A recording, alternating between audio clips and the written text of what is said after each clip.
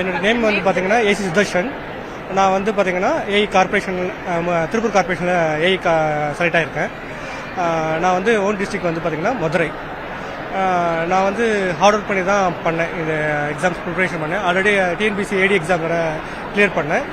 இன்டர்வியூவில் கிளியர் பண்ண முடியாமல் போயிடுச்சு. திரும்ப இதுக்காக ஃபைட் அவுட் பண்ணி திரும்ப எம்ஏடபிள்யூஎஸ் எக்ஸாம் கிளியர் பண்ணி இன்டர்வியூ கிளியர் பண்ணி இப்போ ஃபைனலாக இங்கே ட்ரேட் சென்டர் சென்னையில் வந்து முதலமைச்சர் தலைமையில் ஃபங்க்ஷன் கண்டக்ட் பண்ணாங்க.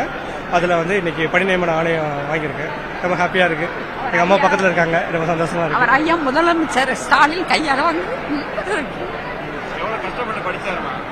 ரொம்ப ஹார்ட் ஒர்க் பண்ணலாம். விவசாய குடும்பம் தான் எங்க குடும்பம். விவசாய குடும்பம். என் பிள்ளைய படிக்க வைக்கிறதா எனக்கு ஃபர்ஸ்ட் அச்சீவ்மெண்ட்.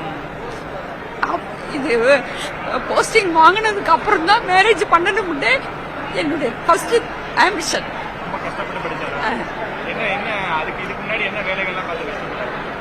அதுக்கு முன்னாடி வந்து ஒன்லி ஸ்டடி தான், படிப்பு தான்.